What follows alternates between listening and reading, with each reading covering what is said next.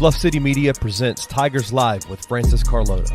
Join Francis after every Memphis Tiger game as he breaks down each matchup, player of the game, and upcoming games. Now, let's get to the show.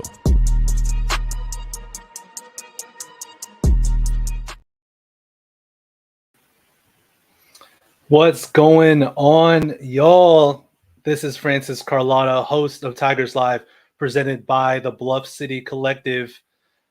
I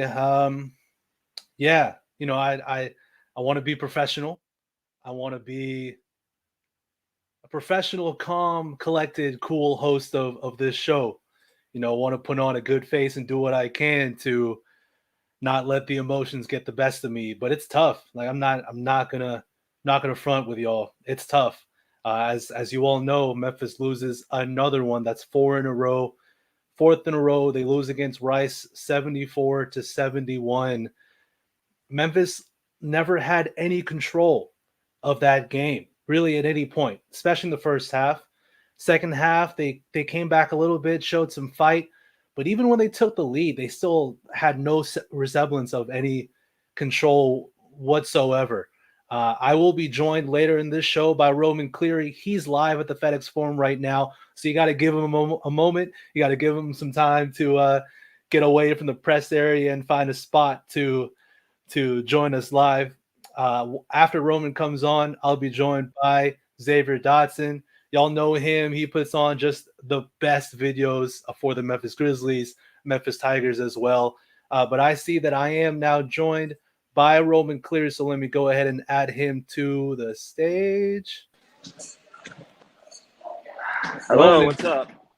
What's up, man? I mean, you know what's up, bro. It's should I just say what's down? Is that yeah. Yeah, I mean, what's down are Memphis's NCAA tournament hopes at this stage. It's not looking good at all. So Roman, let's just get into it, man. Give me your initial reactions to the game. Well, obviously the first half was a complete and utter disaster. Memphis came out with no energy, no execution, no real cohesion, as it seems. They just came out very sloppy, and obviously it's just not a very good recipe for success. I'm just quite frankly shocked at how bad the offense truly was in the first half against a team that was ranked number 259th in adjusted defensive efficiency heading into the game. Francis, Rice was a team that was 0-10 in quads 1 through 3. They had not earned any wins outside of quadrant 4. In fact, I think one of their 7 wins was against a non-Division I opponent. This is completely inexcusable on all levels. There's no chemistry issue talks that can make this go away. No effort talks that can make this go away. This is on everyone across the board, players, coaching, the entire program, really. This is a complete disaster all around. Quite frankly, I'm shocked that Memphis lost this game tonight. I'm very shocked. Yeah, shock is the operative word. If we had to do a Sesame Street word of the day for this Tigers Live, it's shock. That's it, because we're all just in an utter state of shock, disbelief, and awe in all the wrong ways. I don't think any of us expected that type of performance against or after three straight games of. Please, is this show a curse? Is this hey, a curse? I hope not. I mean, they're 1-4 since this show started. Yeah, I think we need to put that out there. Let's hope not. I mean, I'm all about this team winning. So if I'm the problem, I mean, shoot, I'm the problem. I never said you were the problem. I said the show, not you. Yeah. I don't think the host changes that. That's true. But either way, it's. I don't think any of us could have expected it. None of us saw this performance coming. It was just is lackluster, disappointing, awful, uninspiring. I mean, all the bad adjectives that I could throw out there. Roman, let's talk more about the game in depth. How did you feel about the lineup change? How did you feel about the rotations? What are your thoughts on those? Oh my gosh. After all that happened, I completely forgot about the lineup change, to be honest with you. But yeah, they trotted out Jaquan Walton, David Jones, Jonathan Pierre, who averaged like 4 minutes a game heading in. And, of course, you have Naquan Tomlin and Malcolm Dandridge as well. I just don't see a scenario where you sub out Javon Quinterly and not replace him with Jalen Young. I just don't see that at all. If it were me, I agree with changing the starting lineup because clearly something needed to change. Personally, if it were me, I would have gone with Quinterly Jones, probably Carl Sharon, Tomlin, and Dandridge. That's probably what I would have done right there. But they opted to bench Javon Quinterly, and I can see the rationale behind that because, I mean, you need more out of him. That's obvious. The dude had, like 5 or 6 turnovers against UAB. And if you think benching him sends him the proper message that he needs to play better, so be it. I'm the coach. I mean, I'm not the coach. Penny is. But to execute it in that way, to not have a ball handler in there is just mind-boggling in my opinion. In fact, I'm not trying to be mean, but even having Jonathan Pierre in there at ball is just crazy in my opinion. It's absolutely crazy. There were so many guys that I would have chosen over him instead. And it's just wild that that's what the new look starting lineup was. That's just crazy. Yeah, that's well said. I understand sending the message, like you said. I understand wanting to send a message to Quinterly, who had a rough few games, and he had he had 6 assists, 5 rebounds, but it was those 3 turnovers at really horrible times, especially the one down the stretch where he looked to have a straight line drive to the rim, and he just throws it in traffic of about 3 people who are still in their zone, and it's another turnover. And I mean, Javon, for a stat line, 6 assists, 5 boards, 3 turnovers, 0 for 5 from 3, 3 of 11 from the field. I mean, look, just to get on a soapbox really quickly, I was so upset with Javon Quinterly's 3 at near the end of that game. There was no reason to take that 3 at that stage, and because if you miss, the game's basically over. You're now Rice missed throws, and there was no reason for JQ to shoot that 3 with like 35 seconds left on the clock, maybe 39, down 3, just no point. And he did, and he missed, went out of bounds, and at that point, the game was basically over.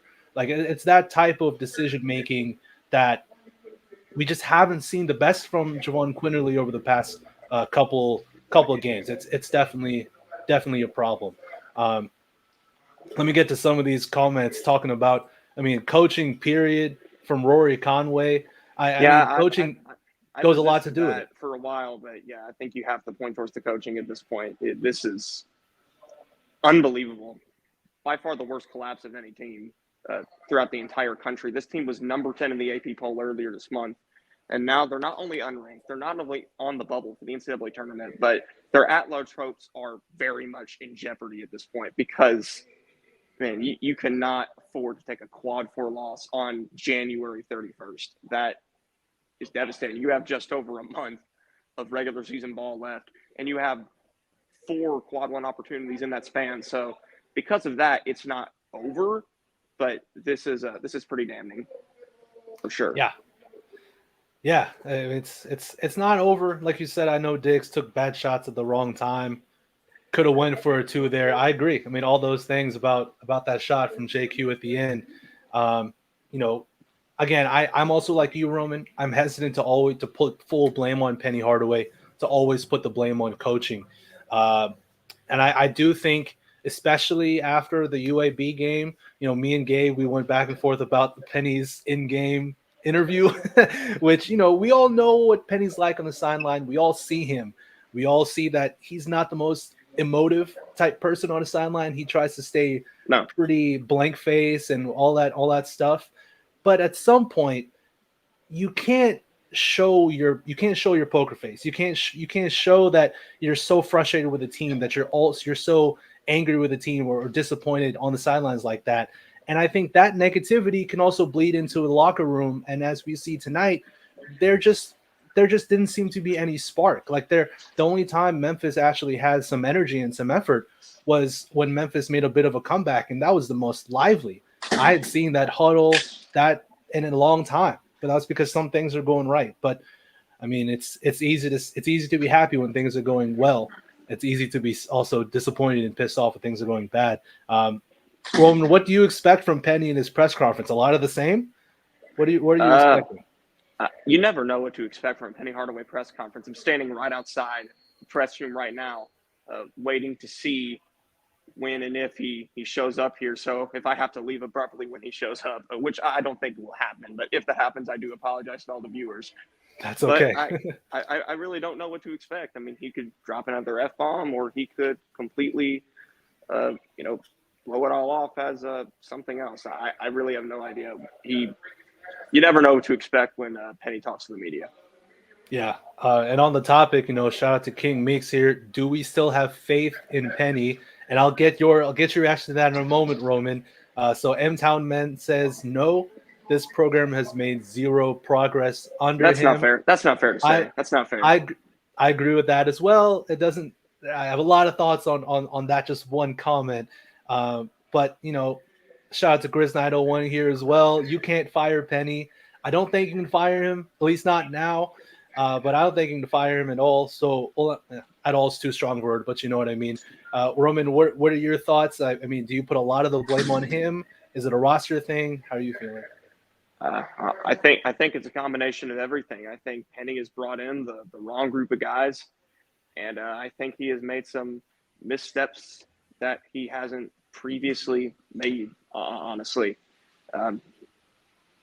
In previous years, he's been able to get his teams to buy in no matter who they are, no matter where they come from, no matter if they average 14 points a game or 4. But that just hasn't taken place this year. So maybe it's just him not meshing well with this particular group, but that's still not really a good excuse for what's happened here, because this team is way too talented to be 15-6 right now and 4-4 in the league.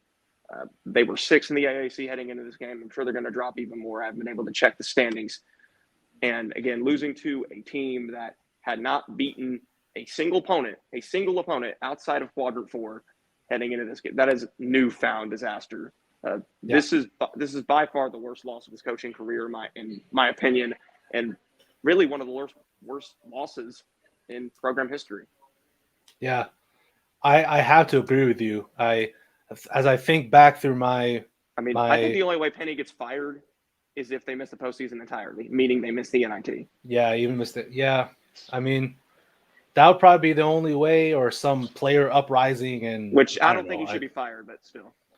Yeah, I mean, I agree with that sentiment. I don't think he should be fired, but I also agree that this is by far the worst loss of his tenure as a coach for Memphis. This is probably the worst loss for the Memphis Tigers in God knows how long. Like I said, I'm trying to go through my memory bank, and everyone in the comments, y'all help me out if you can remember a loss this bad. I think Memphis lost to Austin P like years ago, maybe like a decade ago. Maybe I'm remembering that correctly. But if anyone can let me know, if you could think of a loss worse than this, let me know in the comments, because I don't know. I can't think of one. So again, shout out here, M-Town Man, saying, how's that not fair? Have we gotten even close to getting back to the final 4 days or even conference domination at the minimum? No, we have been a downward spiral since. Yeah, but this team couldn't even get people to come to FedEx Forum to watch a game before Penny was hired. Right. I think that's progress. Yeah, and obviously you can't ignore them winning the AAC last year as well. They beat Houston to win the conference title, made the tournament 2 years in a row. They were a missed jump ball call against FAU, or a missed timeout call against FAU from winning that game and having the chance to be the Cinderella of that tournament. I don't think it's fair to say that he should be fired now. In the future, could things get worse? Obviously, they could get worse, and that talk could be more reasonable. But, I don't think it's a fair thing to bring up, at least at this moment. So, I mean, look, metrics aside, all the net aside, now it's just about winning games. Like that I think we're now just officially, unless Memphis just needs to win games at this point in time. I mean, Roman, would you say they're out on the outside looking in of the tournament right now? Lunardi had them as one of the last 4. I'm not a bracketology expert. Maybe they move to the first 4, but they're going to get pretty close to the last seed line, if not outside of it for sure. Yeah, it's definitely not looking good. It's not the best from the Tigers at all.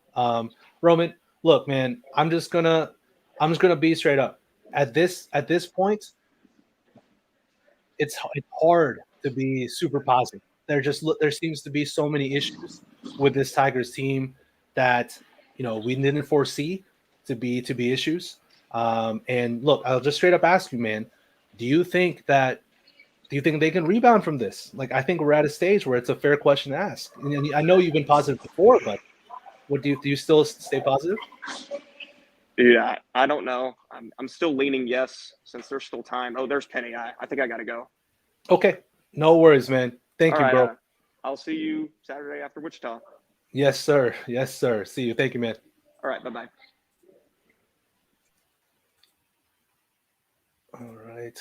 All right, y'all. So as y'all saw, Roman Cleary got to go to Penny Hardaway's press conference. He was live at the FedEx Forum.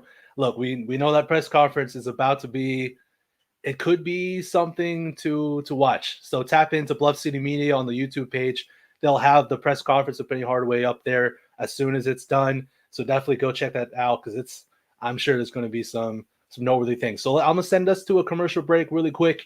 And on the other side, I'll bring on Xavier. So I'll bring him on in just a second, but on this other side of the commercial break. This is one of the stranger stories that have happened during Penny Hardaway's time at Memphis, which has been marred by some pretty crazy things going on. But this might be at the top of the list. Let me first say I am glad to hear that he's gotten over his sickness. Mm-hmm. Whatever it was made him lose some daggum weight. I'll tell you that. He looks a little more in shape, brother. I can't lie. I mean, let me get that, bro. This went from reports of the team not being so open to the idea to in a week, hey, he's on the team. I want to know who voted no and who voted yes and how many are on each side. From my experience, it just sort of feels like you had a lot of no votes, maybe a couple of yeses, but the coaches still made the decision for the team ultimately. Tune in to On the Bluff with Christian Fowler and Gabe Kuhn every Tuesday at 12 p.m. on the Bluff City Media YouTube channel.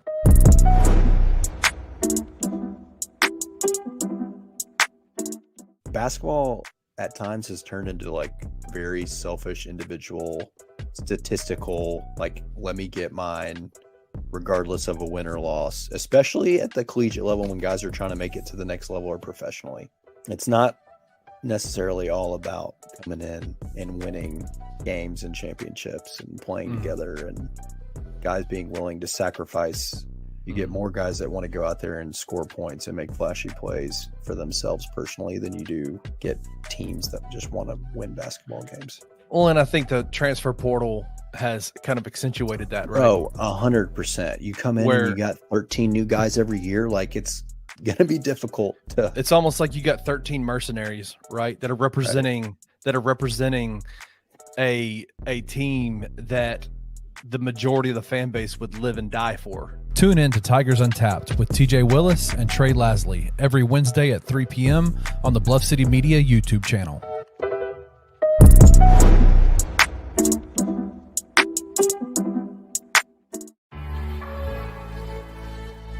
Tiger Nation, I'm happy to help announce the launch of Bluff City Collective as the official collective of Memphis basketball. The Bluff City Collective was founded with the sole purpose of helping Memphis basketball continue its long and storied tradition of excellence. The Bluff City Collective will help ensure, as we move further into the new era of college athletics, that we continue to recruit with the best programs in the country. Basketball in Memphis is special.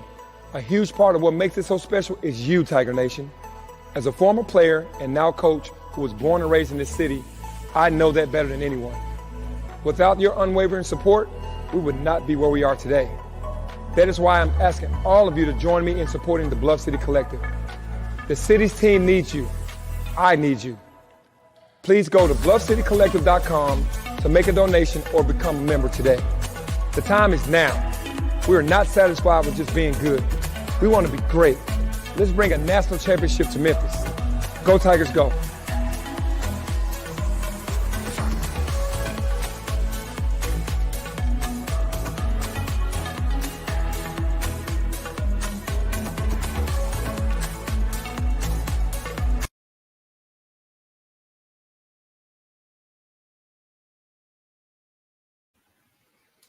All right, we are back. Shout out to Bluff City Collective again for presenting this show. Go to bluffcitycollective.com and get your tickets for the rally at the Rendezvous February 3rd, 3:30 to 6 p.m. Meet and greet with Tigers players and coaches, get pictures with them, get autographs, question and answer with Tigers players and coaches as well. And the ticket to the event gets you drinks and food as well for the event. So let me bring on Xavier Dodson. What's going on, man? Welcome to the show. How What's are good? you, man? Man, adjectives. I can use a lot of adjectives to describe my feeling right now.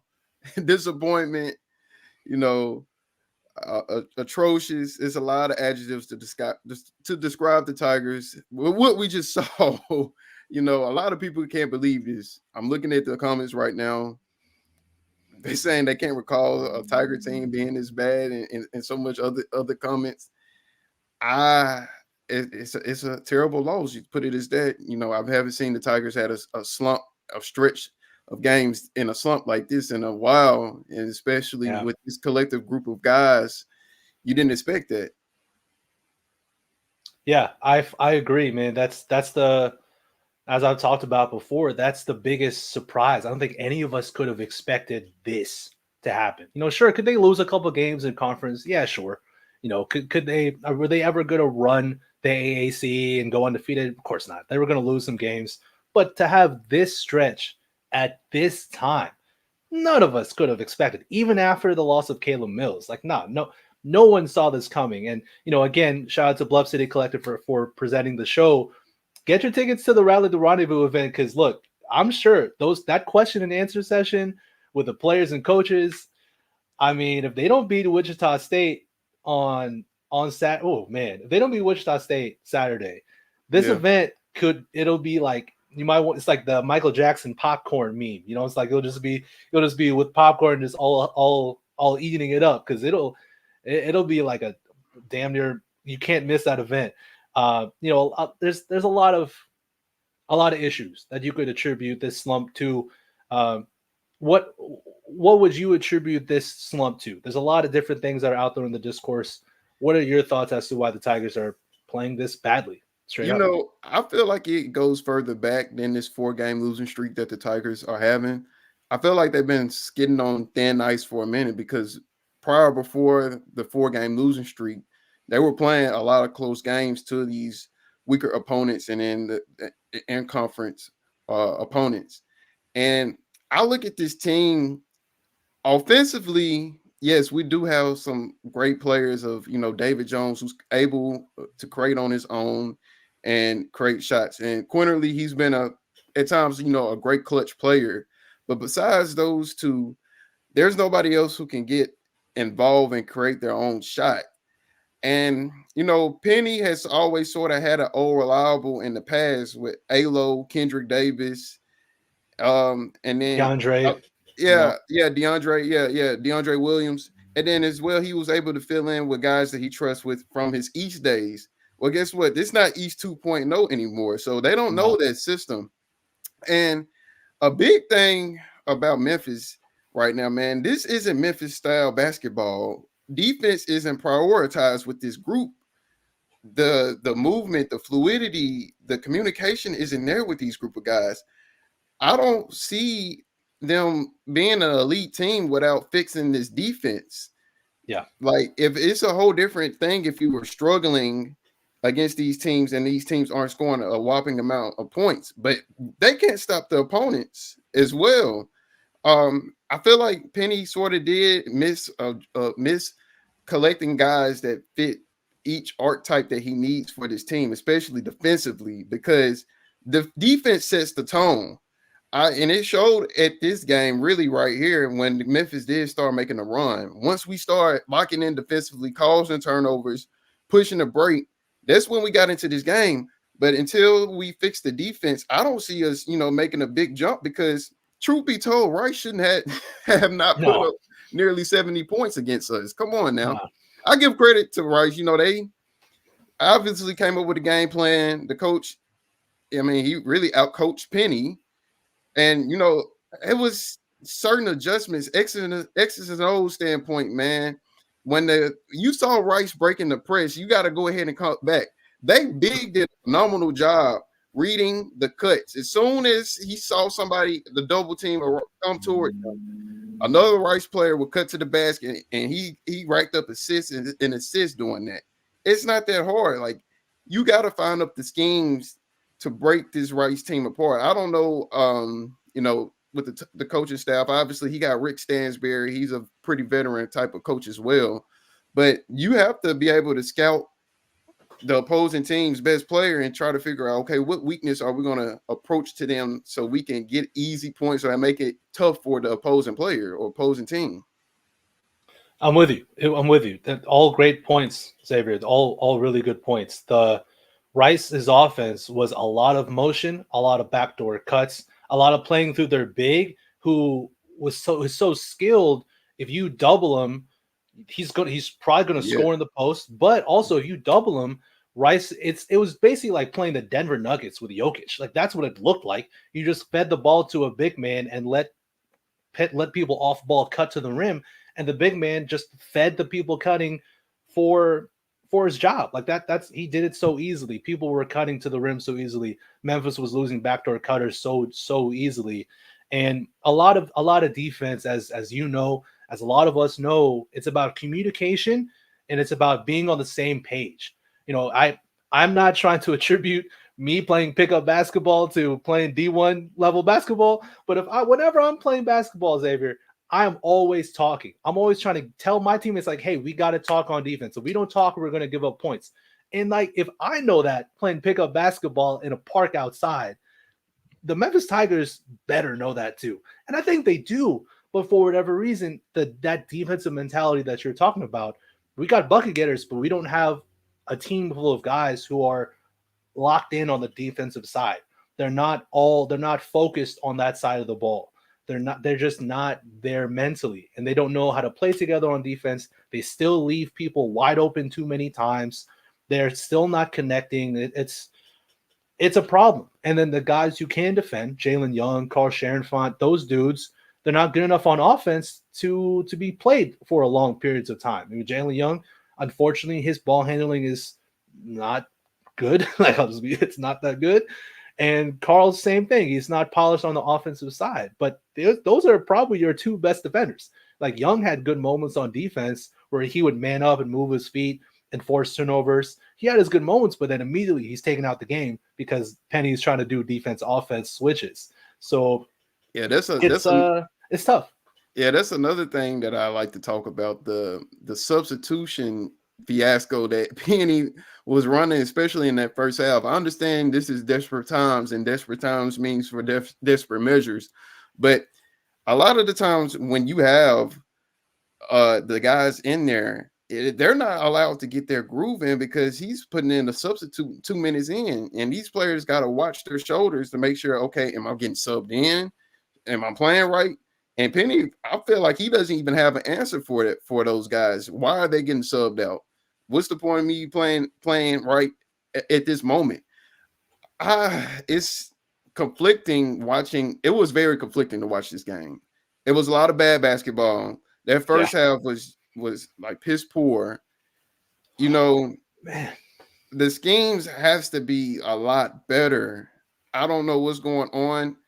Offensively, like, they have to find a way to move the rock besides Quinterly breaking down the defense. Yeah. And Jones, I understand that Penny has allowed Jones to have a green light, but his shot selection and his shot timing can be terrible. It was 2 possessions that he had either turned the ball over and he got blocked, and you had teammates that was wide open. You have to make those correct adjustments and correct moves because, man, y'all was playing from an uphill battle. Jones at times, he real deal. Like, I don't know, he can be a momentum killer at moments. Yeah, no, I agree. There was a possession in when Memphis was trying to get the momentum in the second half. I think DJ stole the ball, and then DJ had a fast break, and he had Tomlin cutting. And if he just passed it to Tomlin cutting instead of he faked the pass and tried to go up and missed. And that, like, if he just makes that pass, makes the extra pass, finds the dude, the big cutting to the rim, with a wide open lane, then that's 2 points. But David Jones is not the best decision maker in the open floor if you force him to pass. He's just going to want to get to the rim and bully his way there and finish. And sometimes he can, like, he is good at it, but also sometimes it results in a bad shot. And unfortunately, like you said, the momentum just goes away. You know, as I know Dick said, Jones, he kills our momentum, and he does. Like, he took a bad shot too. Also, similar time near the end of the game, he just drove left into the teeth of his zone and tried to rise up for a jumper and got stuffed. Like, it was just a bad shot. There was no ball movement, no nothing. Yeah, it happens too often. Yeah, it's a time and a place for when a player it's time to take over. Yeah, if you're hot, okay, we're gonna ride with you. But if you're not, if we're trying to play comeback, man, we don't have time for you to put up and chuck up shots and brick and kill what little momentum that we do have. Another thing with the Tigers been struggling this year is facing against a zone. And I don't see why. It's not hard to beat a zone. You and I, we probably played collective basketball. I mean, I played basketball going up to high school. It's not hard to break a zone. You have to put a big in the middle and you have to move the ball around. It's easy to break a zone if you're moving the ball around and you have guys cutting. I swear, the Rice did a phenomenal job moving the basketball.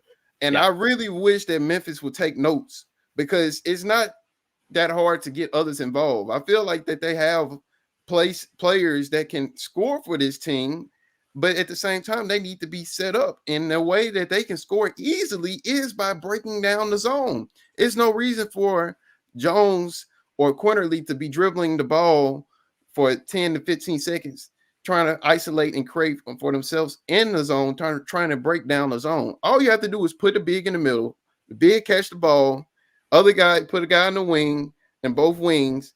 All they have to do is start cutting, and then guess what? You'll have people to get open. The opposing teams, defenders have to make moves. It's not that hard to make those adjustments so you can get guys easy looks. I mean, I don't know what are their X's and O's standpoints coming from on the bench. You know, I didn't play in the NBA. I didn't play college basketball.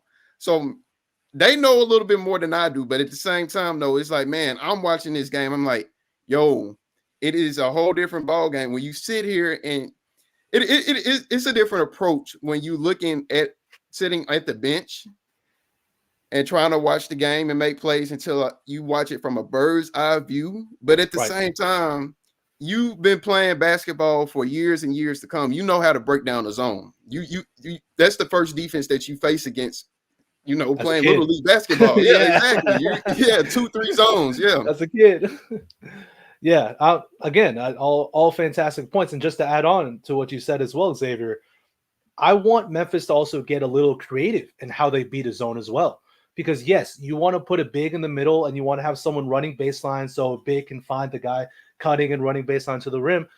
I want to see him get a little creative. I want to see him put David Jones in the middle of his zone, or hell, even Javon Quinterly, because if you give a ball to a big in the middle of his zone, usually that big now has to make the right read. And bigs in college basketball aren't great at making the right reads unless you're that Max Fielder guy who played tonight for Rice. We don't have a guy. We don't got a big like that.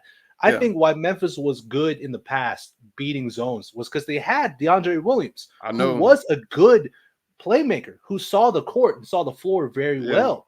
And Memphis doesn't have that. Like, you see Memphis trying to put Dandridge at the top of a zone. No. Please no, because he's not a good enough passer to make the right reads. And what I'd rather see Dandridge, kind of how they use them, try and post up the guy on the right block and try and get to his spot, and which was effective tonight. They were able to find Dandridge on the block, and he was able to go to work.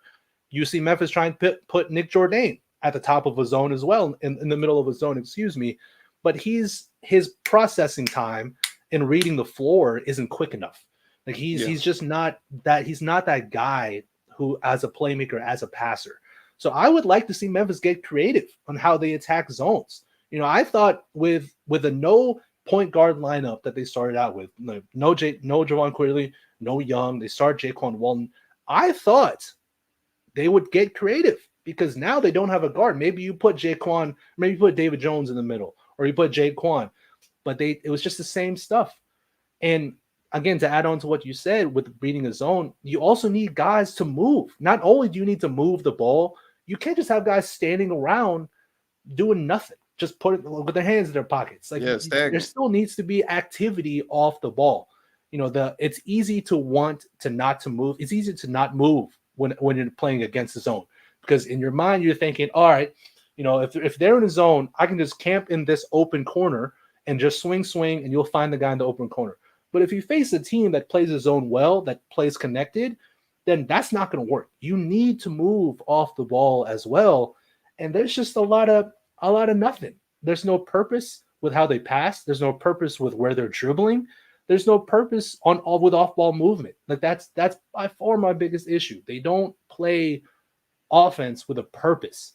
They kind of just cross half court and hope something happens, especially when they face a zone. Yeah. And it's frustrating. It's incredibly, incredibly frustrating.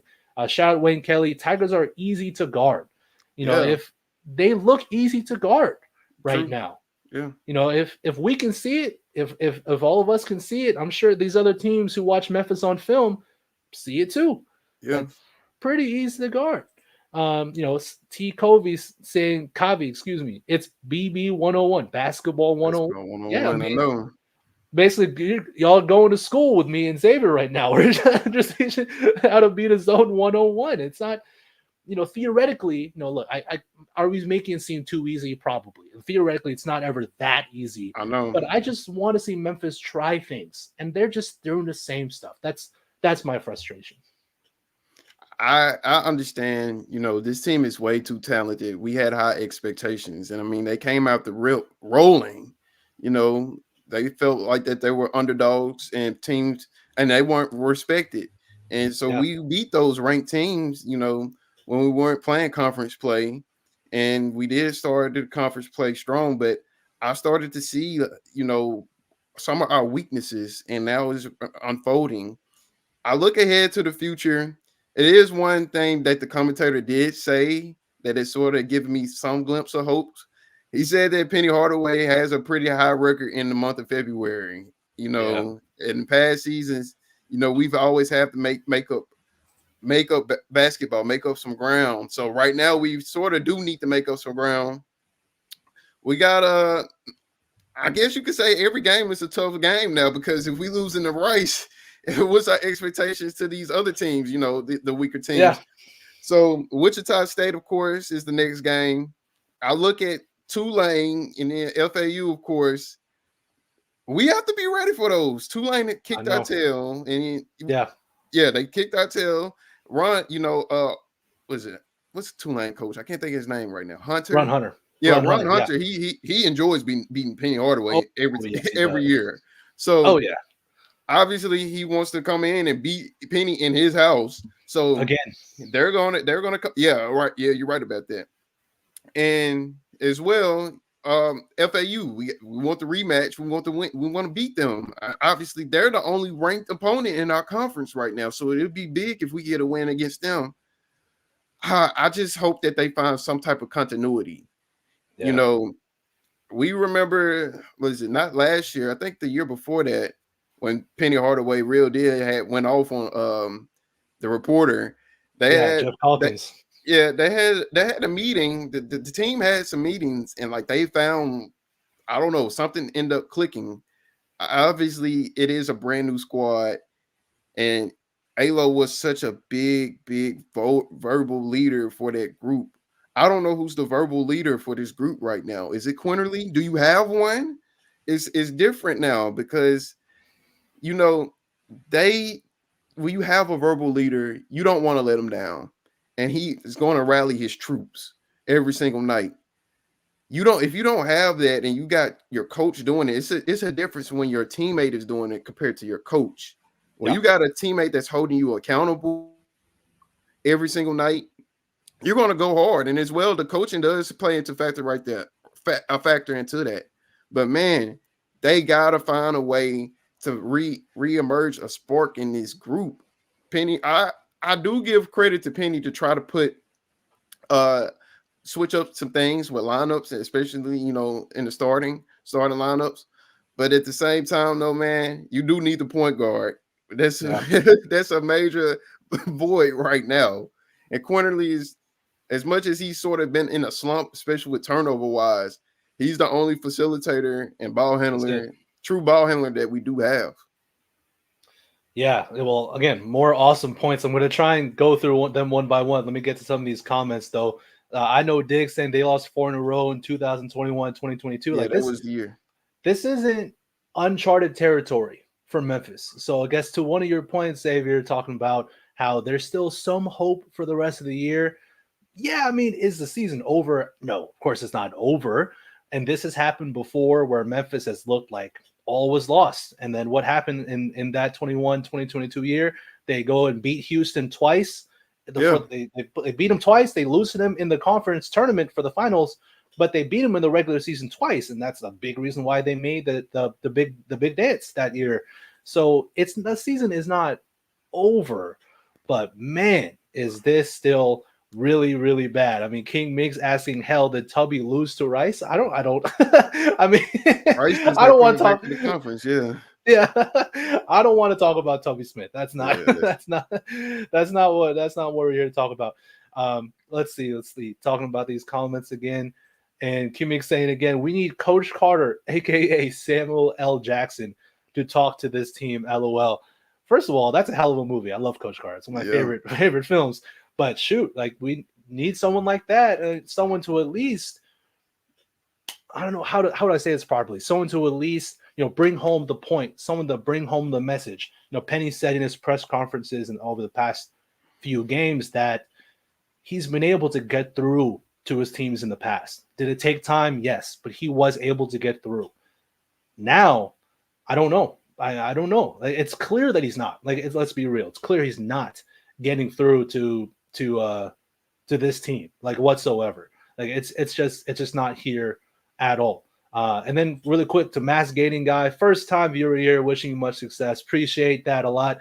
Appreciate you for tuning in. Hope you're enjoying the show so far. So let me get to another couple points you made, Xavier, because that issue about a vocal leader, that's been on my mind a lot recently too.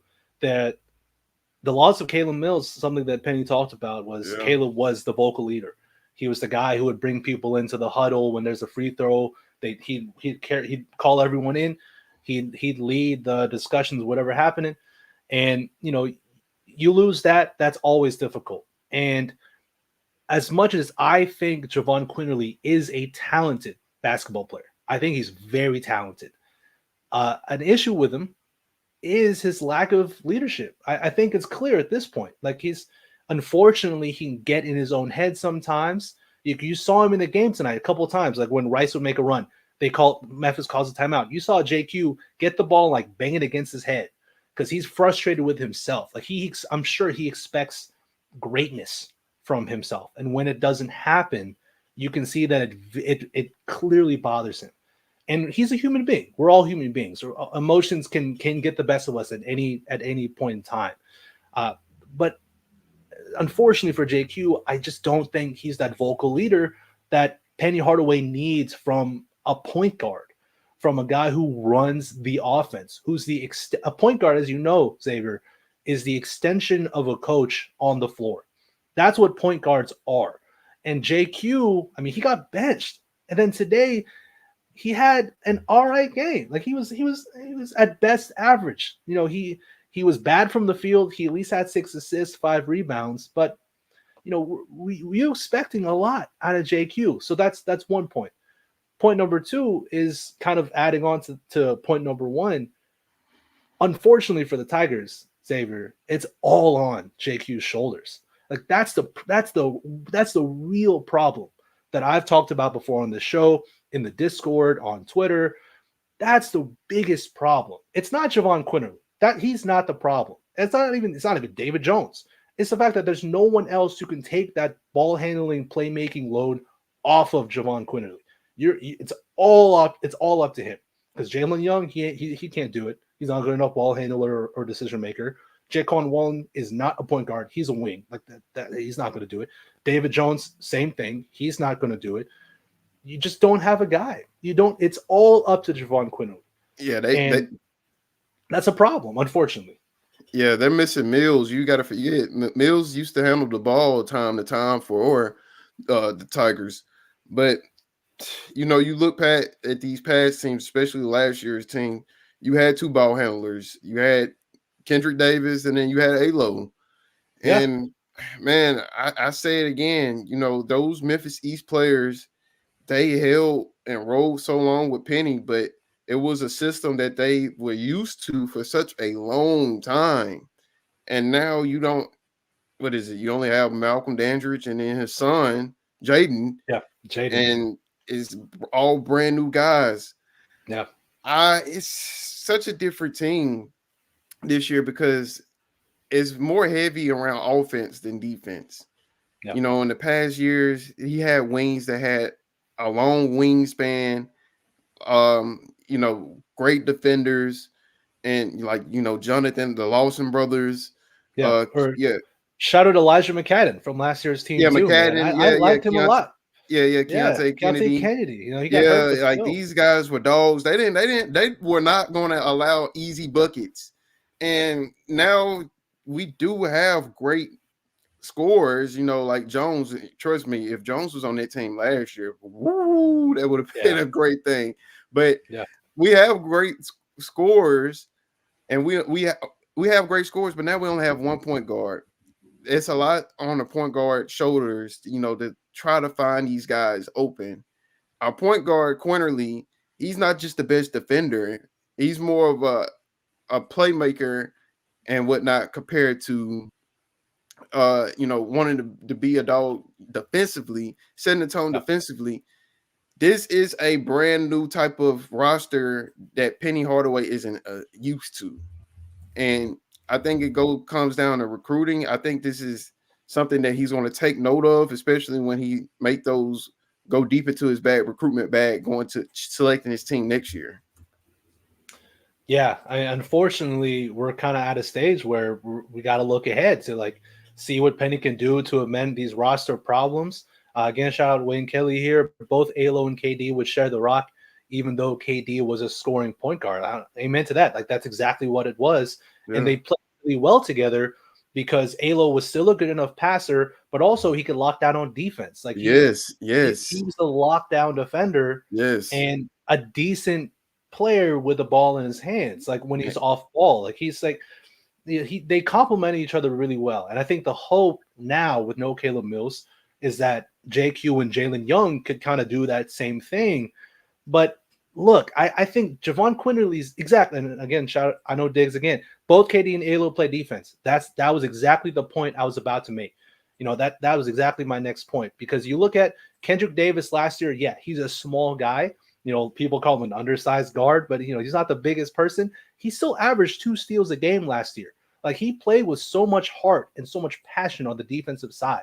Watching those games last season, you saw so many times where Kendrick Davis would get a clutch steal and get on and finish on the other side and give Memphis a jolt of energy.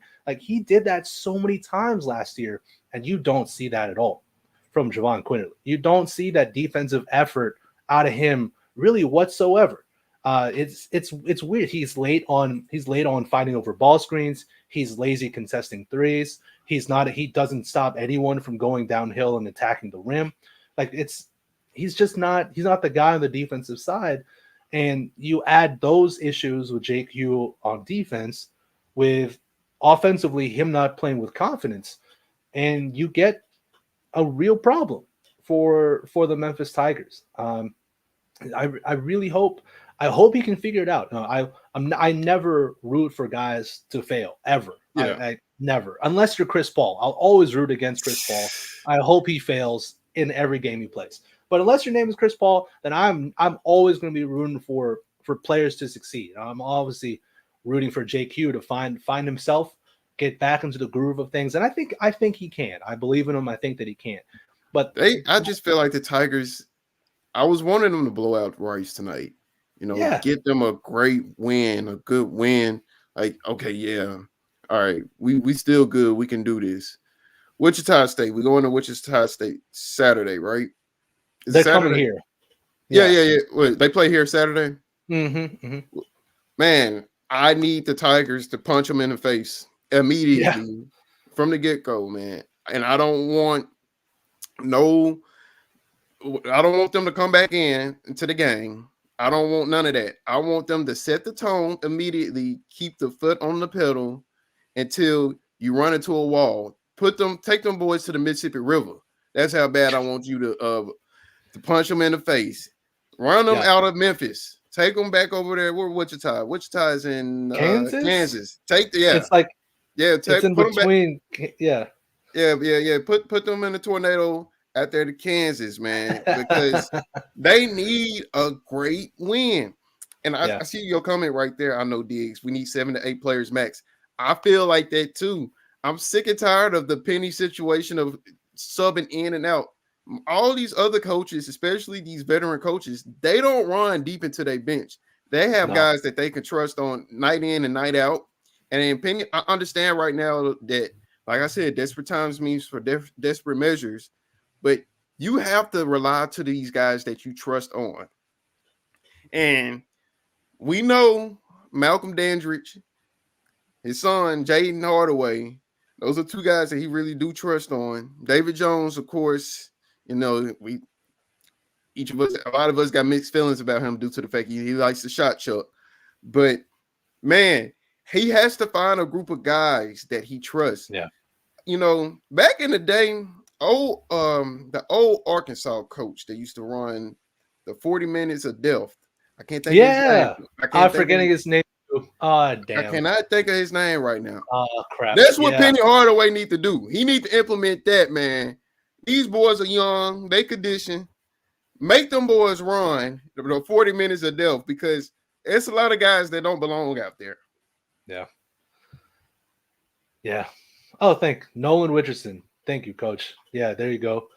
Yeah, it's I love it. Love it, Xavier. It's a great point, man. Let's see what changes that Penny Hardaway can make going into the Wichita State game. Hopefully he can shout out Masgani again. He got the coach, appreciate it. And hopefully that he can tighten up that rotation. I think the mentality of Penny, and again, I don't see his press conference. I'm definitely looking forward to seeing it after this.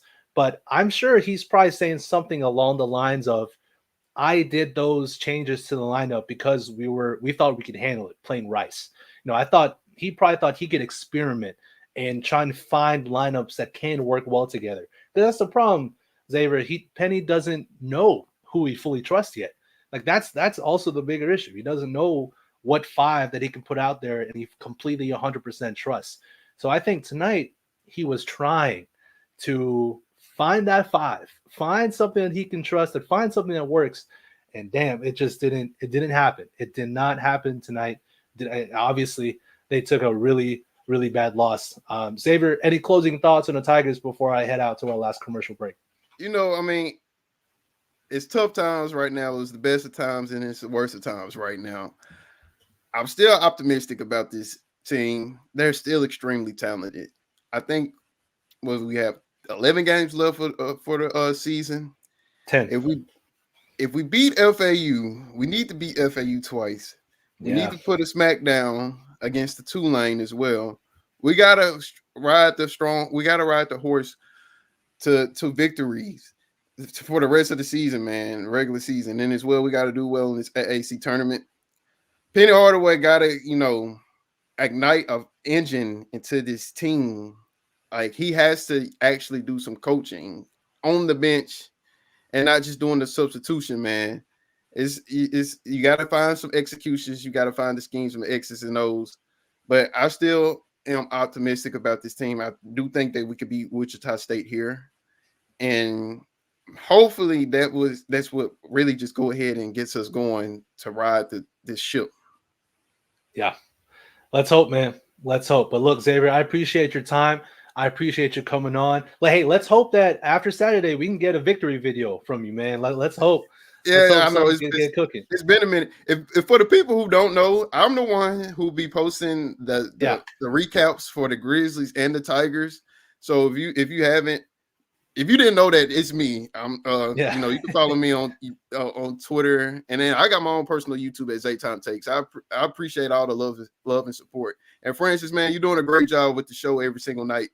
You're entertaining, very knowledgeable. I appreciate it, man. Appreciate it. I appreciate you a lot. All right, man. Take care of yourself.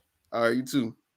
This is one of the stranger stories that have happened during Penny Hardaway's time at Memphis, which has been marred by some pretty crazy things going on. But this might be at the top of the list. Let me first say I am glad to hear that he's gotten over his sickness. Whatever it was made him lose some daggum weight. I'll tell you that. He looks a little more in shape, brother. I can't lie. Let me get that, bro. This went from, reports of the team not being so open to the idea to in a week, hey, he's on the team. I want to know who voted no and who voted yes and how many are on each side. From my experience, it just sort of feels like you had a lot of no votes, maybe a couple of yeses, but the coaches still made the decision for the team ultimately. Tune in to On the Bluff with Christian Fowler and Gabe Kuhn every Tuesday at 12 p.m. on the Bluff City Media YouTube channel.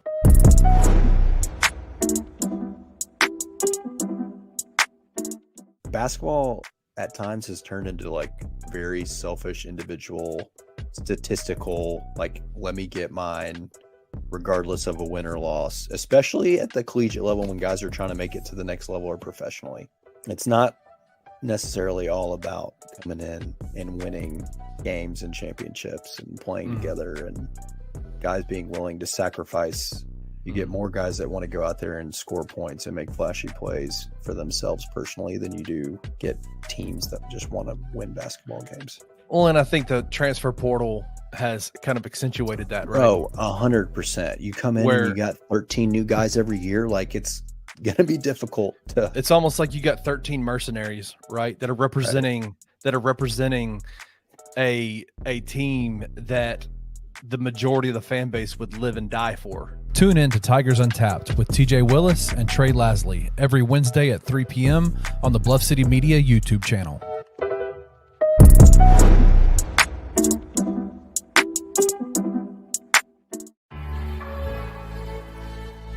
Tiger Nation, I'm happy to help announce the launch of Bluff City Collective as the official collective of Memphis basketball.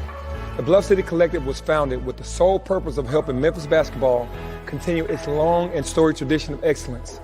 The Bluff City Collective will help ensure, as we move further into the new era of college athletics, that we continue to recruit with the best programs in the country. Basketball in Memphis is special. A huge part of what makes it so special is you, Tiger Nation. As a former player and now coach who was born and raised in this city, I know that better than anyone. Without your unwavering support, we would not be where we are today. That is why I'm asking all of you to join me in supporting the Bluff City Collective. The city's team needs you. I need you. Please go to bluffcitycollective.com to make a donation or become a member today. The time is now. We are not satisfied with just being good. We want to be great. Let's bring a national championship to Memphis. Go Tigers, go.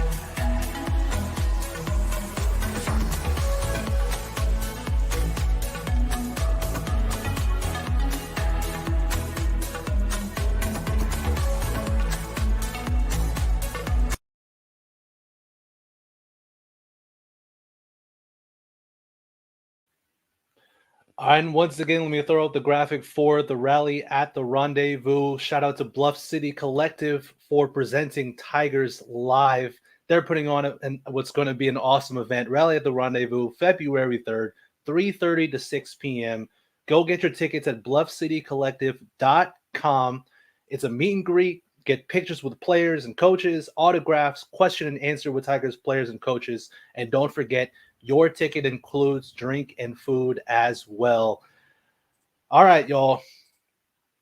Let's look ahead a little bit. Let's look ahead. So as I was saying with Xavier, and again, thank you to Xavier for coming on. Go follow him on Twitter at ZayTimeTakes, Z-A-Y Time Takes. Same thing on his YouTube page. So shout out Xavier. Thank you to him for coming on the show. So yeah, let's look ahead really briefly. They obviously have Wichita State this Saturday. 10 a.m. or excuse me, 10 a.m., 12 p.m. Pardon me, on CBS. And obviously, if y'all can go to the game, show your support. As we were saying with Xavier, all of these games feel like must wins at this stage in the season. They can't really afford to lose anymore. Like let's just call it what it is. Like they can't afford to lose any of these games. And shout out Mass Gaining Guy here saying, why is Penny so hesitant to not yell at his players? Kelvin Sampson yells at his players often. Not just Kelvin. You think back to the Calipari days. I mean, he ruffled some feathers on those rosters because he was not afraid to get in guys' faces and tell them what it is, and tell them how it's like. He wasn't afraid to do that. Now, again, we're not in practices. We're not in the locker rooms. We don't know exactly what Penny Hardaway says, what the coaching staff says to them. We don't know.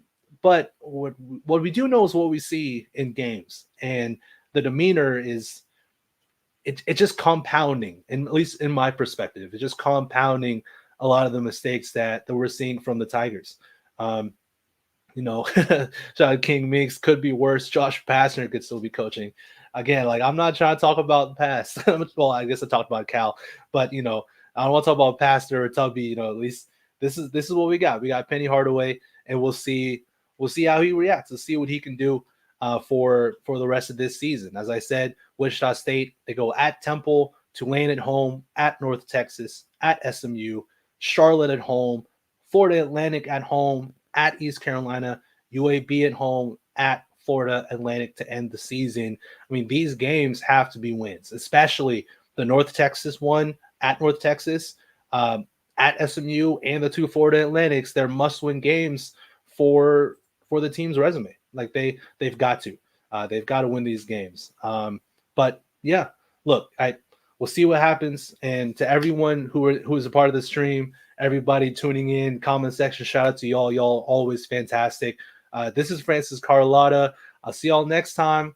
And hopefully after the Wichita State game, hopefully we can get some positivity and get a happy vibe after a big win. But until next time, see y'all Saturday. Thank you for listening to this episode of Tigers Live. If you enjoyed this episode, like and subscribe to Bluff City Media's YouTube page.